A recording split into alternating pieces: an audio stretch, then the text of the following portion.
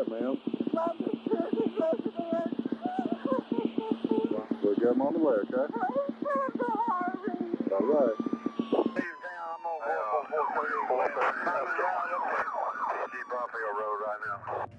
The story is about a young woman that had the whole world in her hands and threw it all away for what she thought was love. It began with a high school graduation and ends with a prison sentence. I will tell how her abusive marriage affected her mentally, physically, and emotionally. It will give an account of how all of the above led the young woman to make decisions she normally would not have made had she not been under the influence of her own substance, her husband. Shortly after the wedding day, the abuse started.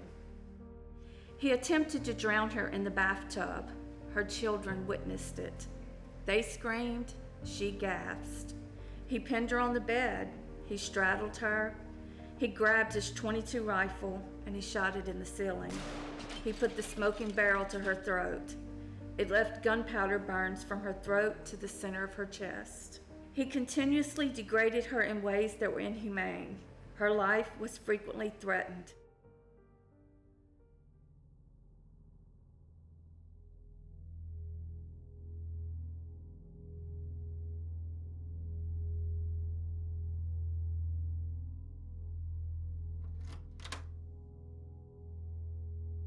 On January the 25th, 1995, she found the murdered bodies of her parents inside their home. Detective Varnado and I conducted a walkthrough of the scene. As we entered in through a back rear sliding glass door, it led into sort of a dining area. Directly across that dining area was a hallway, and Miss Spears' body was laying in the hallway face down. As we went further down to the master bedroom, Mr. Spears' body was in the bed. The covers were pulled up to his neck. It looked like he had been shot in the head or face area.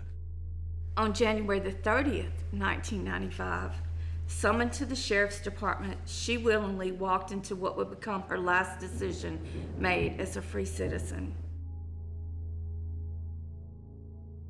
She followed the detective into the booking room where she had her mugshot taken and was fingerprinted. She was placed into a padded cell where she was isolated from everyone. Scared and unsure of what was going on, she sat in this dark, urine-stench dungeon for almost 6 excruciating hours.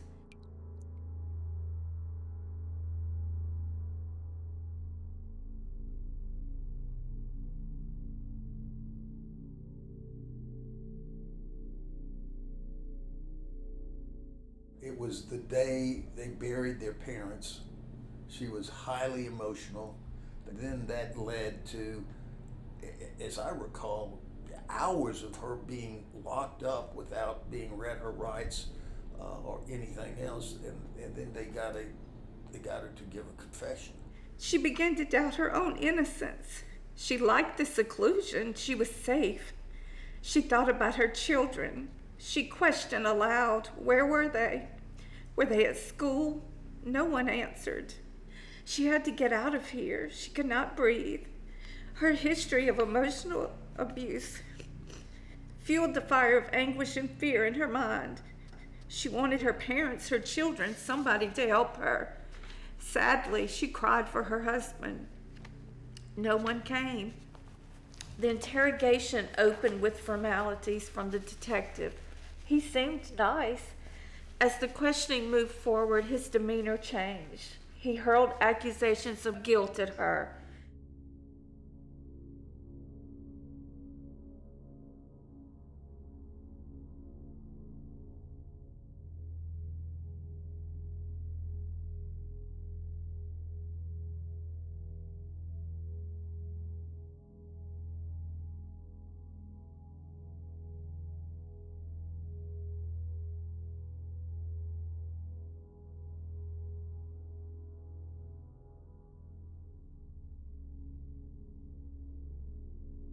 Well, I mean, they were just mavericks, we call them cowboys, they just do what they want and handle the cases the way they want, and they're given free rein.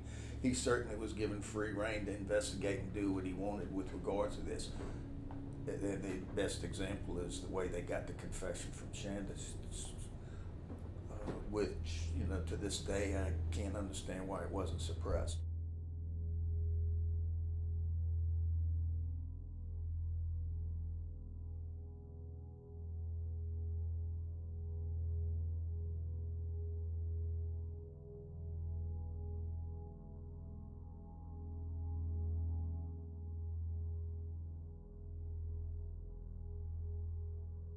I remember my sister Brittany, she was like 9. They had her going down there to the DA's office like almost every day for like hours at a time.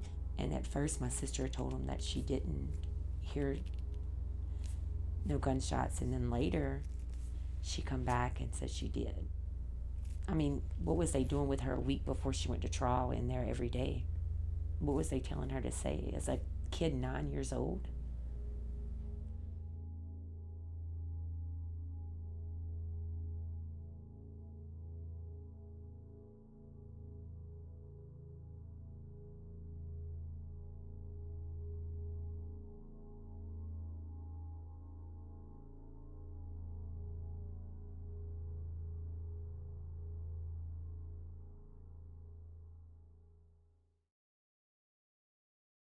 She had all reasons to go to prison and just give up and not even try, but she did just the opposite of that. She has got almost every degree you could think of while in there. I'm very proud of my mom. I couldn't be more prouder to call her my mom. I don't think there's a program that is offered to the women in the state of Louisiana that Shanda Crain has not been a part of. Ms. Crain was a leader. She just was a leader. Shanda is one of the sweetest people that you ever want to meet. She always had those protective motherly instincts that she shed abroad in prison around people, to people. And then my kids are missing out on their grandparents. It's just a chain. It's not just one person. You hurting. I was 4 years old. I didn't ask for that. Like, I really need my mama home because I don't have no. I need my mama. Hello, my name is Her, and I'm an addict. Throughout my recovery for the last 25 years in prison, I have learned many valuable lessons. I realized that you can do something in an instant that will change the course of your life forever. I realized that addiction comes in many forms, and one is just as degrading and detrimental as the other.